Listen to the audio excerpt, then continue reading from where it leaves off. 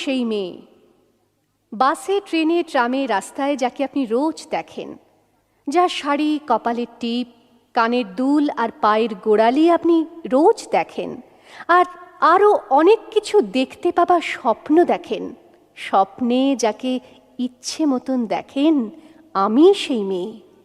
বিহারের প্রত্যন্ত গ্রামে দিনের আলোয় যার ছায়া মাড়ানো আপনার ধর্মে নিষিদ্ধ, আর রাতের গভীরে যাকে বস্তি থেকে তুলে আনতে পাইক বরকন্দাজ পাঠান আপনি, আর সুসজ্জিত বিছানায় যার জন্য অপেক্ষায় অধীর হয় আপনার রাজকীয় লাম্পট্য, আমি সেই মেয়ে। আমি সেই মেয়ে।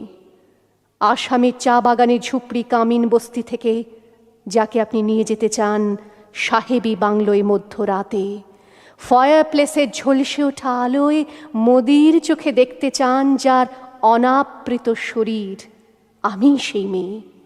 রাজস্থানের শুকনো উঠোন থেকে পিপাসার জল আনতে যাকে আপনি পাঠিয়ে দেন 10 মাইল দূরের সরকারি ইদারায়, আর 20 মাইল হেঁটে ক্লান্ত বিধ্বস্ত যে রমণী ঘরা কাঁখে ঘরে ফিরলেই যাকে বসিয়ে দেন চুলার আগুনের সামনে আপনার রুটি বানাতে, আমি সেই মেয়ে।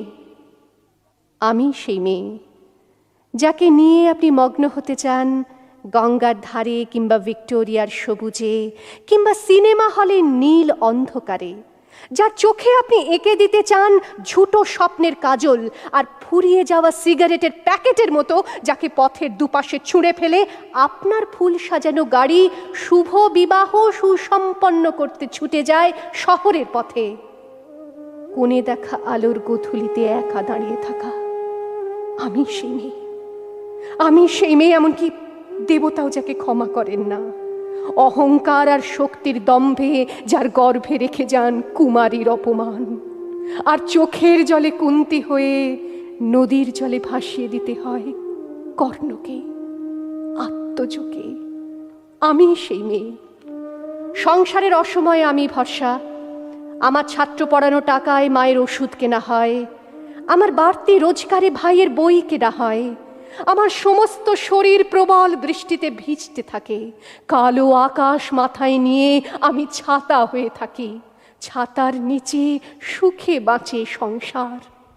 আপনি আপনি আপনি আপনারা আপনারা আমার জন্য অনেক করেছেন। সাহিত্যে, কাব্যে, শাস্ত্রে, লোকাচারে আমাকে মা বলে পুজো করেছেন, প্রকৃতি বলে আদিক্ষেতা করেছেন। আবার শহরগঞ্জের কানাগলিতে ঠোঁটে রং মাখিয়ে কুপি হাতে দাঁড় করিয়েও দিয়েছেন। হ্যাঁ, আমি সেই মেয়ে। একদিন হয়তো অন্য কোনো একদিন আমার সমস্ত মিথ্যে পোশাক ছুঁড়ে ফেলে দিয়ে আমি হয়ে উঠব সেই অসামান্যা। খোলা চুল মেঘের মতো ঢাকবে আমার খোলা পিঠ, দু চোখে জ্বলবে ভীষণ আগুন, কপাল ঠিকরে বেরোবে ভয়ঙ্কর তেজরশ্মি, হাতে ঝলসে উঠবে সেই খড়গ, দু পায়ের নুপুরে বেজে উঠবে রণদুন্দুভি, নৃশংস অট্টহাসিতে ভরে উঠবে আকাশ। দেবতারাও আতঙ্কে স্তব্ধ হয়ে বলতে থাকবে, মহামেঘ প্রভাং ঘোরাং মুক্ত কেশিং চতুর্ভুজাং কালিকাং দক্ষিণাং মুন্ডমালা বিভূষিতাং।